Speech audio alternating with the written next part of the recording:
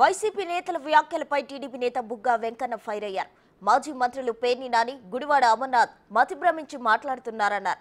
Social మీడియాలో YCP చేస్తున్న తప్పుడు ప్రచారాలకు కౌంటర్ ఇచ్చారు.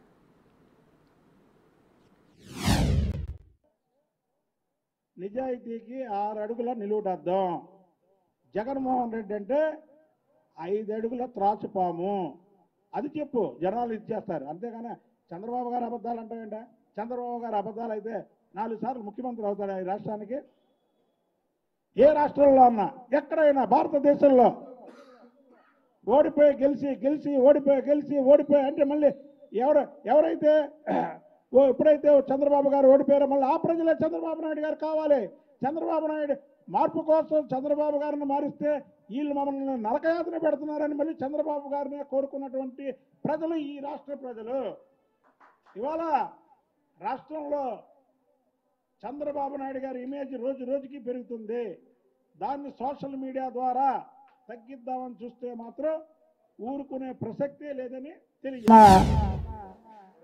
మాజీ మంత్రులు పేర్ని నాని, గుడివాడ అమర్నాథ్, ఒక ఆయనేమో కోడిగుడ్లకి ఈకలు పీకాడు, ఇంకొక ఆయనేమో బందర్లో అభివృద్ధి చేసిన పాపానికే పోలేదు.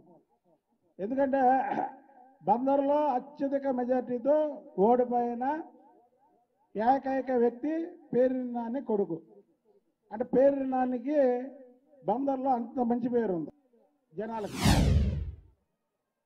దాన్ని ముఖ్యమంత్రిగా ఇవాళ చంద్రబాబు నాయుడు గారు వచ్చి ఈ రాష్ట్రానికి సంపద సృష్టించడానికి వచ్చిన కాంచి 2 సార్లు ఢిల్లీ వెళ్ళి ఢిల్లీలో అక్కడ ఉన్నటువంటి మంత్రులందరినీ కలిసి ఈ రాష్ట్రానికి కావాల్సినటువంటి నిధులు చేపట్టడానికి ఆయన ప్రయత్నాలు చేస్తున్నారు.